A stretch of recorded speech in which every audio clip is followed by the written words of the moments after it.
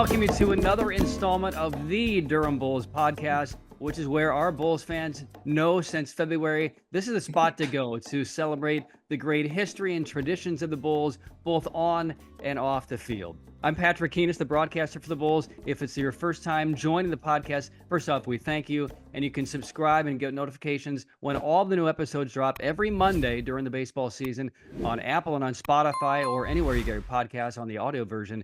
And then on the video version, you can watch us on our YouTube channel, Durham Bulls TV, and all of these podcasts are archived. So if you want to go back and watch Bill Evers or Charlie Montoya or Jim Morris, the rookie, or Colin Bo Sulcer, all of the podcasts we've done since February, they're all there on Durham Bulls TV on YouTube. So this week we go off of the field from the Durham Bulls as the season begins to wind down and literally off the field behind the scoreboard, because the Durham Bulls Athletic Park, it's one of 3 ballparks around the country that have a manual scoreboard. And when I say manual, that means somebody's behind the scoreboard to operate it. So a la Wrigley Field, a la Fenway Park, the Durham Bulls line score sets them apart as the most iconic franchise in minor league baseball. And we are honored to have the gentleman who has been operating that manual scoreboard for the past 17 years joining us. It's Chris Ivy. And Chris, people may not know you by name, but they certainly know your handiwork on the line score of the DBAP. Welcome. Okay. Good morning. Yeah. Hi. But so glad to be here. The first question I'm sure fans would have is 2 parts. Is that the coolest job of the DBAP? And how on earth did you land this job at Durham Bulls Athletic Park 17 years ago? Great. Well, let me tell you, it's not the coolest job in the world. I think this summer has been a really blazing summer. Sometimes it gets to be like 98, 100 degrees back there, but I have a trusty fan who makes it all possible, and it's not a human. But I do have a fan that continually blows on me, keeps me dry, and makes it all possible. But on the other hand, it is a very cool job. People either think I have the coolest job in the world or I'm completely crazy, right? Or a little of both. A little bit of both, right? Yeah, yeah. So what was the application process like? How did you know that the position was open? And what did you think the first day you walked behind the Blue Monster saying, this is my new home? Yeah. Well, I had, told myself for several years, why don't you go down there to the job fair and, apply for a job? You get to see a lot of baseball. And so 2008, I finally got off the couch and went down and was applying, I thought probably for an usher position. And when I got there, there was a list of things and the scoreboard operator was open. Now, there'd only been 2 other ones before me. The first guy, his name is Chris. I think he did it for 10 years. And the person that I replaced was a UNC student. He was graduating and wasn't able to commit together. So he passed the torch on to me. So when I saw scoreboard operator, I said, this has got my name all over it. As a kid, I ran into this book that told me how to score baseball. And I wasn't a real athletic kid. And so, the scoreboard and the numbers, I like the numbers. I seen your scoreboard, your scorecard, right? And so, so I applied for it. And, interview was pretty simple. And I told him I was familiar with the numbers from 1 to 9 and a little bit of the baseball rules.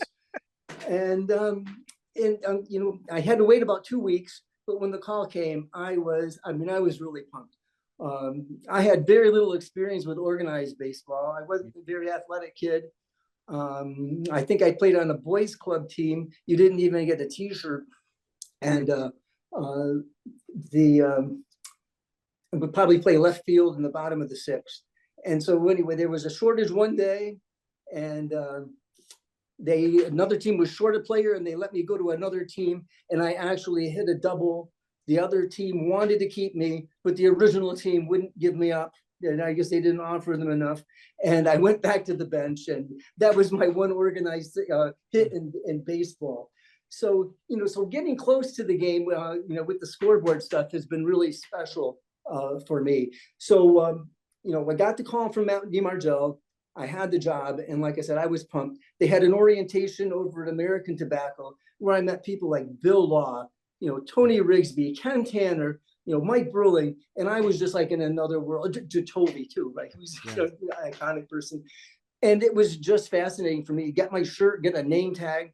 And I said, well, geez, do you think I might be able to see the, behind the wall before I start?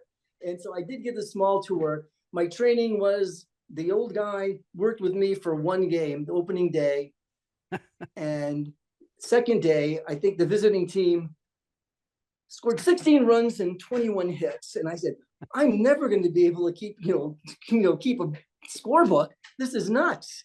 And but eventually I got settled in, and it's just been lots and lots of fun. So let's give the fans an idea, because 99% of Durham Bulls fans who come through the turnstiles have no idea what lies behind the curtain. It's almost like Oz, right? They might have a notion and think it's like a little mini hotel and couches and chandeliers, but can you give them a visual tour of exactly what it's like back there, what amenities you have, and most importantly, which ones you don't? All right, I don't have air conditioning, right? So it's very if I do take people back, I tell them you're going to be like, it's more like a cave back here. And since the addition of the massive video board, it's very congested back there. There's a lot of scaffolding, and I am now in center field, so there's a little bit of a hike. And when the park originally opened, it was none of those buildings were around. It was open air. You were outside when you did the scoreboard. So when I started, you have a little porch that elevates you up a bit, and I had a roof over my head.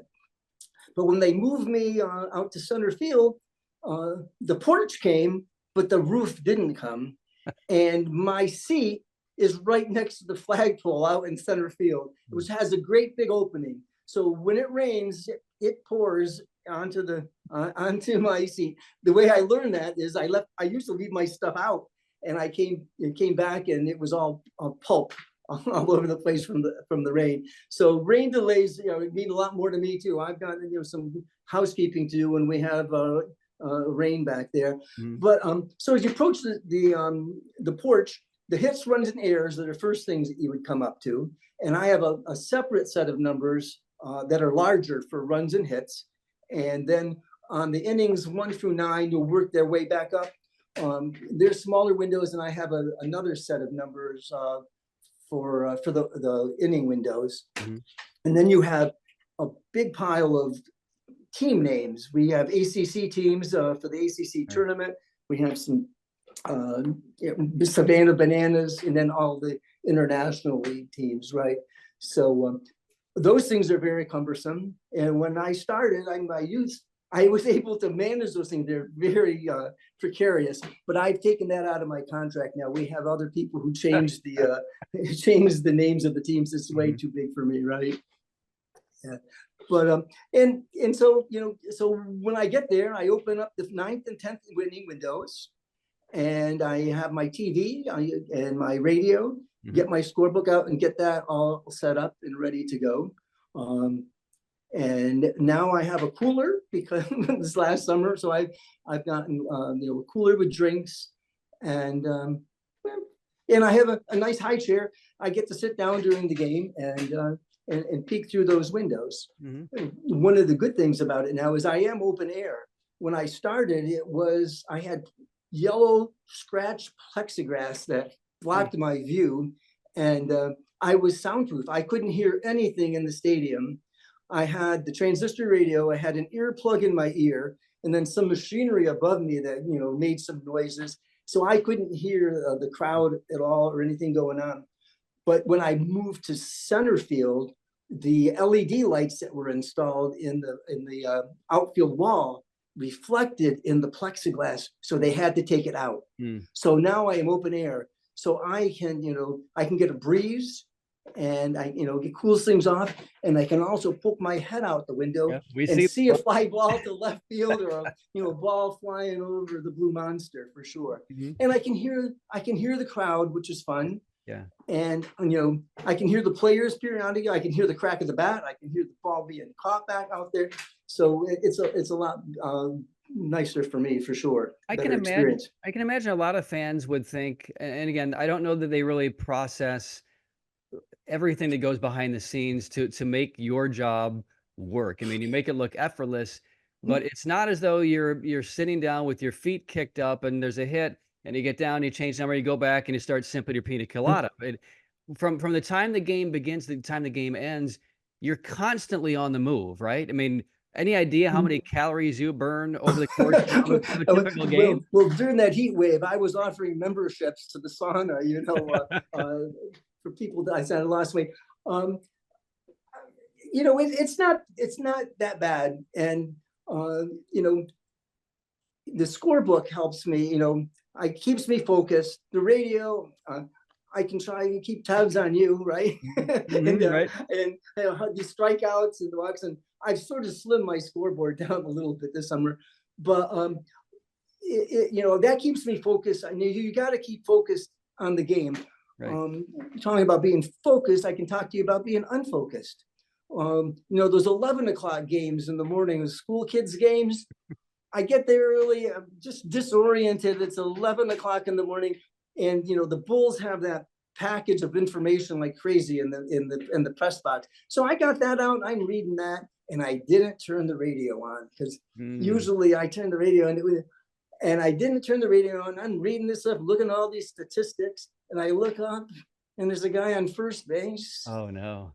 Wait a minute, there's a guy on second base. The bases were darn loaded, and I had no idea what was going on. Right? Yeah. So that was my worst experience for sure. But the scorebook helps me to keep focused. And it's just a lot. It's not that bad for me. What is the most important part of your job on a daily basis?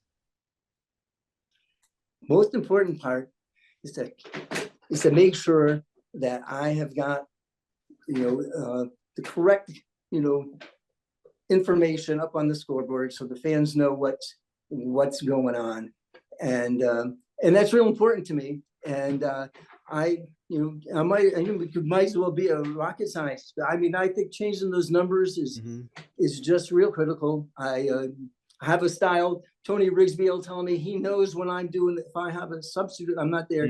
He says he knows when I'm not there. And that's a big compliment for sure.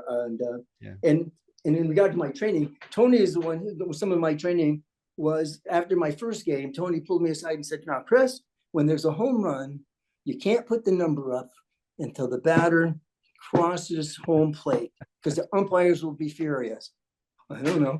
And the other thing is we don't use that yellow zero for the active inning. That's my bookmark.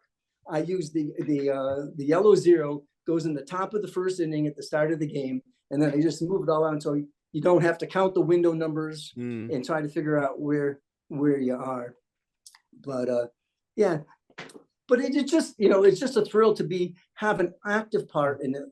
Like I said, I've been an observer for a long time, and now this job has sort of gotten me to have an active part in the action at a pretty high level. This AAA Bulls is pretty special for sure.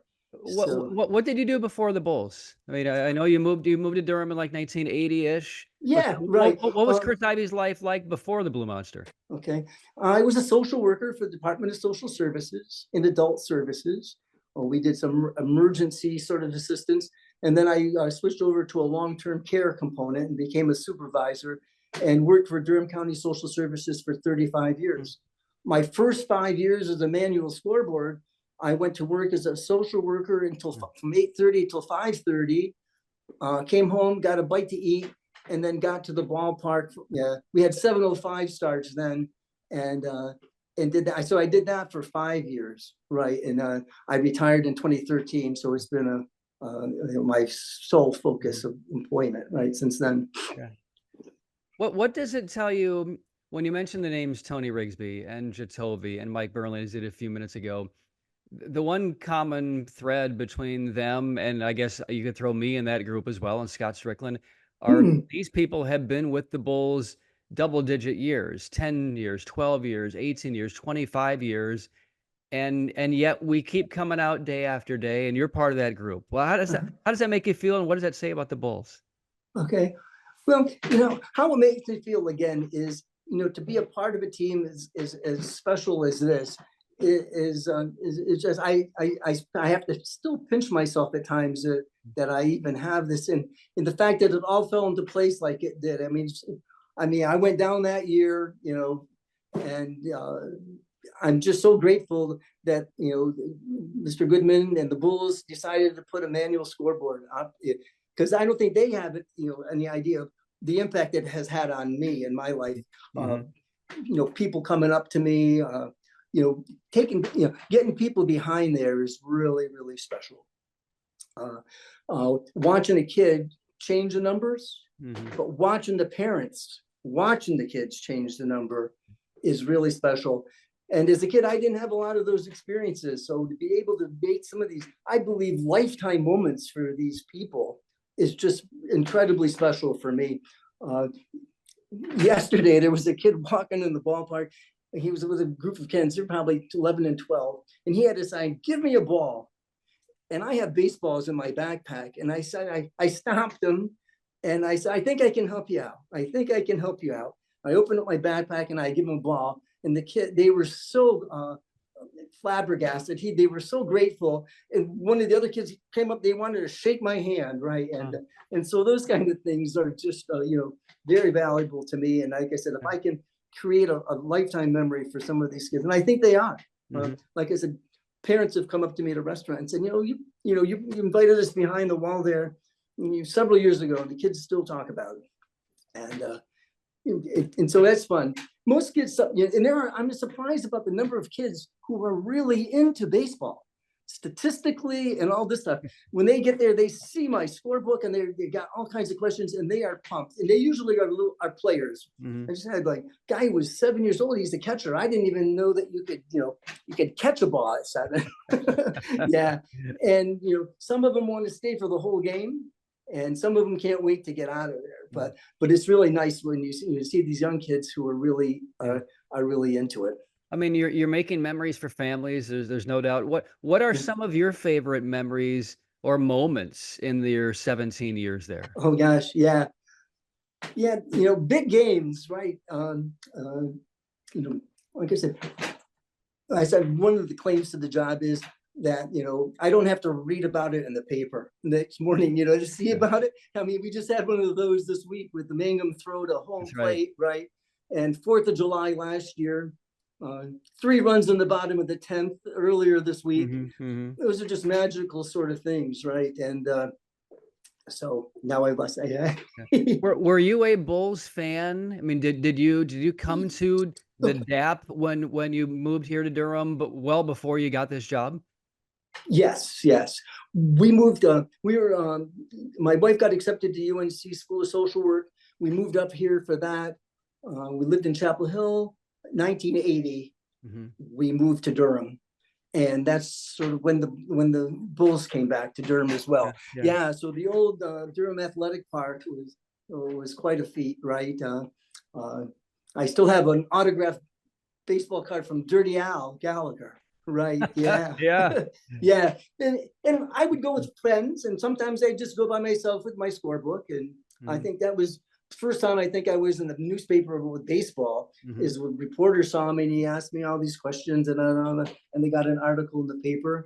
And but in looking back at some of the great moments is 18 inning game is the longest one I've had. And that was in the ACC tournament, Carolina and State. Place is packed, 11,000 people. And it's a bipartisan crowd, which you don't usually see in baseball. So half the people were in Carolina blue, half were in red.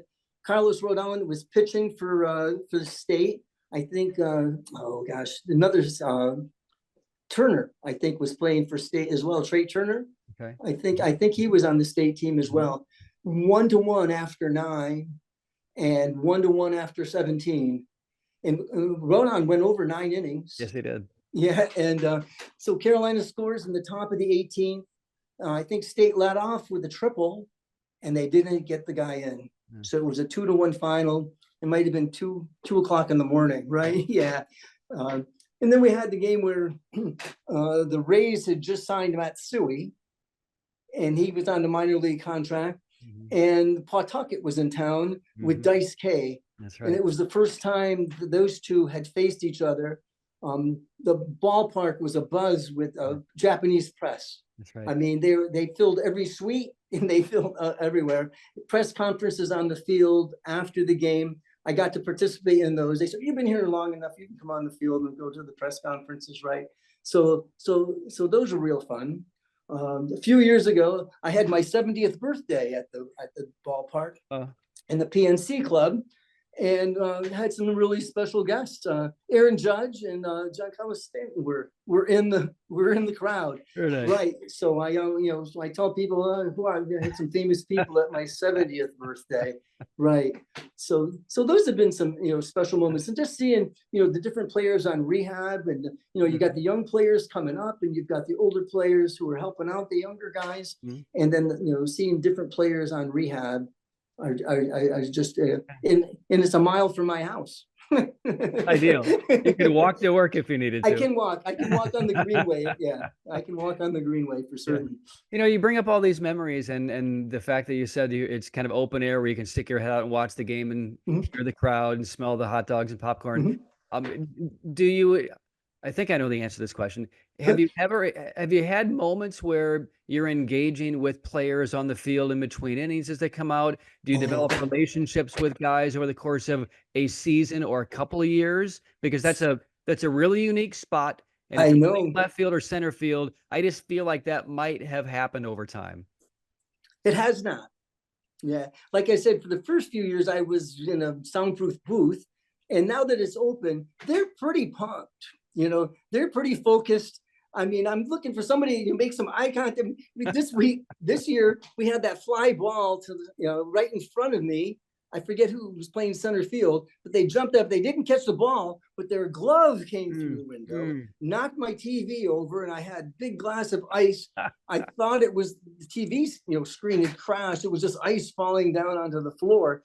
My antenna wire kept the TV from hitting the ground. The only time I think the player actually talked to me is when the scoreboard behind home plate was burned out for several years. So manual scoreboard was it. They used to have scoreboards, outside the dugouts and stuff. Now, for several years, I was the only scoreboard in the place. And one of the players turned around to me because they couldn't see the count because it wasn't behind home plate. It was behind their backs. And he asked me, "Is that count right?" And I was able to say yes. But that was basically it. I did get to talk with Steve Vogt. His name comes up, regularly, with his promotion to the Guardians. But and so I did speak with him. I may have got just in passing, but there's not much contact that way. I mean, they're focused during the game. And before the game, they're nowhere to be seen, and most of the time, I'm nowhere to be seen. Right? Do you have nightmares that you miss a game or that you can't find a number? I mean, do you wake up with bad dreams involving your job? Yeah, I have just one, and it's recurring. Is that I can't find where they've moved the scoreboard, or it's just a labyrinth of stairs and things that I can't find the scoreboard, and there's ones where they move it, but they don't move the numbers. So I'm there and I'm looking for numbers, and or you're late, late to the game, so to speak. Right? Yeah. I mean, my biggest fear is that I'll either miss the bus time when the bus is leaving on an 8-hour trip or miss a flight. Right. And then I'm on my own, but that's my recurring nightmare. Right. Yeah. So have you, I know we had an usher, actually we had the usher on the podcast a couple of months ago who wrote a book about his experiences. He did that last year.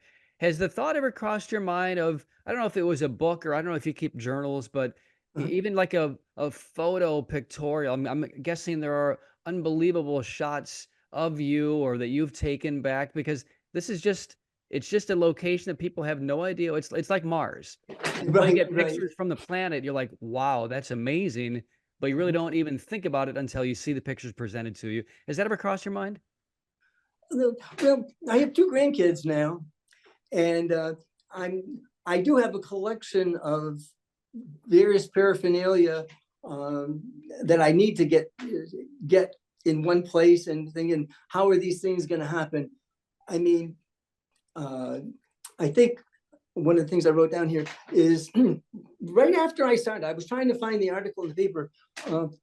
Matt tells me, oh, newspaper wants to talk to you. And I said, all right. And it was a very interesting one. The first one I think I did was do my job for a day. The Durham Morning Herald did an article with the various jobs, and people were able to write in. I think it was on the front page of the paper. And, people voted, and I lost out to the Krispy Kreme. Wow. Yeah, I can understand that. Right. So, so that, and one of the major things that it just blew me away was 2013 when the Bulls did that Bull City Summer. Yeah. I mean, that was phenomenal. They never got, I don't think, the recognition that it thoroughly deserves. The book is fantastic. Mm-hmm. There was an art show at the new Museum of Art, reviewed in the New York Times, Paris Review, and I was fortunate enough to have my a photographer from LA, Hiroshi Watanabe, did black and white photos, and he came behind the wall and took various pictures of me and behind the wall. Got in the book, got in the art show, and I've got the picture here in the house of me behind the wall, which was just fantastic. They made a movie. I was going up to Cooperstown. I'm from upstate New York. I was settled in the state of my dad. When I went up to Binghamton, I always go up to Cooperstown. There was a film festival. Adam Salisbury, who did a lot of the writing for the book, was there. And so I made the Hall of Fame. I'm in the movie, and it was at the Hall of Fame. But I've been interviewed so many times. It's just remarkable, right? I just recently, what was his name? Ben from Ben Biz Blogs. Yeah, he was here at the ballpark. Mm-hmm. The WRAL has done some great stuff. So so I have it all put together, and I need to. I was on the pregame. Well, the Rays had sent a team up, and they did a Inside the Rays, which was a pregame show for the Rays about the Durham Bulls. I got on that and made friends with the guy. He sent me the DVD of the stuff that. So I have quite a lot, right? It's just in various places, unfortunately. I do have a little article here with me on the front page of the Morning Herald, right? Oh, there you go. Sure, sure. Look at that. But yeah. So there's that's been a real perk for me too, right? Is the notoriety of being behind the scoreboard. What a collection of memories. Just a couple more questions. First off, thanks for your time. You're part of an exclusive club because, as I said in the open, with Wrigley Field and Fenway Park, and I don't know that Portland, the Sea Dogs, I don't know if their scoreboard is manual and the kind of miniature version of Fenway Park, but there are groups, right? There are groups of triangle moms. There are groups of, various different groups of people with common jobs or common needs or common addictions or whatever they need. Have you ever had any interaction or met or chatted with the scoreboard operators at those other parks at Wrigley and Fenway? I'm just curious because as far as I know, there are maybe 3 people in the country doing your job. I have not. I have a friend who's a big Red Sox fan, and he's in some Red Sox fan group, and somebody there knew somebody in the front office of the Red Sox. And for my birthday one year, they had written to the Red Sox to see if I could get a one-day internship, but we never heard back. That's the closest that I've been, right? Yeah, to all that. And I've been to Fenway, but I've never been to Wrigley, right? Yeah. And that's your hometown, right? Yeah, I'm sure there have been exposés or videos or little mini docs on, Wrigley Field scoreboard or Fenway Park? I mean, if they've done that, I mean, are the amenities, is the look behind the wall at Wrigley and at Fenway, Oh, is it similar to what it is in Durham, or is it different? yeah. We can upgrade your quarters if we need to, Chris. Well, yeah. Well, Fenway keeps track of every major league game, and they're changing the scores and all that kind of stuff. And they got things, because there's a lot of photos. I sort of certainly research that out on the internet periodically, is that the different pictures behind it. And, people just have different systems. We've had, I don't know how many different systems on, at least now I do get some input. I've had, individual doors that I had to open for each thing with latches on them until during one of the ACC tournaments, I was changing the number underneath on the home team, and the top door opened and gashed my head, and they made me go home. But so now, so we got the system pretty much perfected now. It's a simple slide in, and our numbers are pretty. I think some of them have metal numbers, which could be more dangerous, right? But ours are plexiglass, and I think they're pretty similar. How do people see the game? I don't know. In some of those places, I'm not sure that they have a direct view on, what their view of the things of the field is. But so the fact they let me keep the 9th and 10th inning open, number one question is, has a ball ever come through the window? And it has not.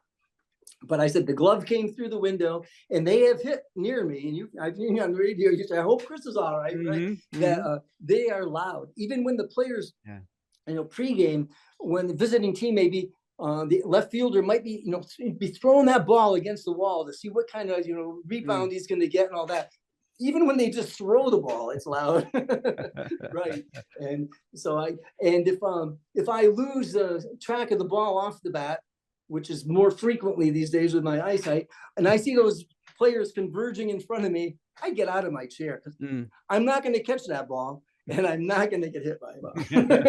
But I'm waiting for the first one, right? I think I found balls behind there. So it must have been batting practice or something and we've had balls smashed through the Meisner last year, knocked out the first inning for me, right? Top of the first.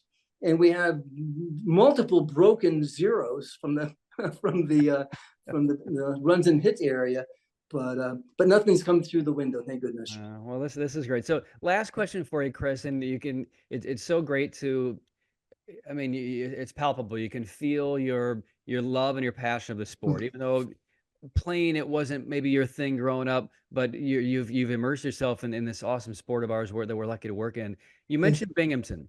Did you grow up in Binghamton? Is that where you're from?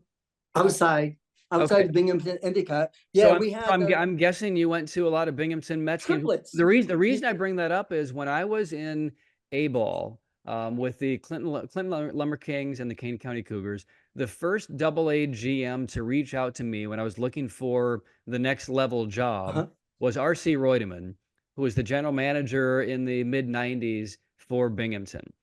And they had a broadcaster he thought was going to leave, and he was wanting to chat with me if that happened. Turned out that broadcaster did not leave, so I didn't have the opportunity to go to Binghamton. But did you go to a bunch of Binghamton Mets games? Yeah. So when I was a kid, right? Yeah. When I was a kid, it was the Binghamton triplets because there were triple cities. We had Endicott, Binghamton, and Johnson City, all shoe, the shoe factories, and. Yeah, so we had the Binghamton triplets, which was a high level with the Yankees. Okay. So we had, I think one of my recent articles I talked about, my mother dated Whitey Ford. I don't know how many times. It might have been and it might have been a fantasy, but she told me about it. And but yeah, Al Downing, I remember, and Ken Harrelson came through. Did he? And we gravitated to him, and I'm sure. Actually, I went to school in Providence, and we went to Fenway to see Harrelson play, and they traded him to Kansas City, I think, that day. So he played, but he was on the other team, right? Yeah, but yeah. So I had two cousins that I hung around with, pretty great deal, and I think one of my aunts or uncles, my parents would drop us off at the ballpark, just get rid of us, right? And I wasn't keeping score then. We were mostly scrounging for foul balls, right? But they were famous people who came through, and and being upstate New York, my grandmother's a big Yankee fan, and so sort of watch the games with her.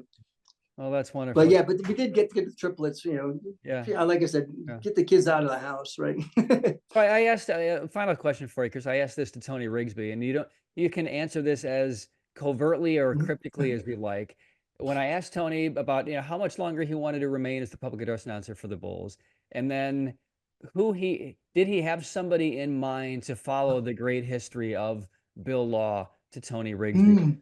And he said he did. He has said he didn't say names, but he had two people in mind. Wow. He wants to get to a certain number of years as the PA guy for the Bulls. So the question now turns to you. You've been here for 17 years. You clearly love your job. It's clearly a physical and demanding job. But have you thought about how much longer you want to keep doing it, or is it just completely open-ended because you're in great shape and you love your job? Yeah. It's pretty open-ended. I think on the question before, come September and all that kind of stuff, you sort of think, oh my God, this is, am I going to come back? But then you get those couple of months off, and you wonder what you've been doing with yourself, right? So I'm quick to respond. Yeah, I'm ready for another one. Yeah. And I mean, I live a mile from the ballpark. I'm home in 5 minutes after I get out of the ballpark, and it's like a Zen thing for me. I just go there, and I love seeing the people. I've got a routine. Go up to that PNC, talk with people, come through. A lot of the fans know me. A lot of make a point to talk to all the staff. PNC ushers, the ushers outside, the concession people. They've all been really open with me, and share their lives, and it's a nice feeling.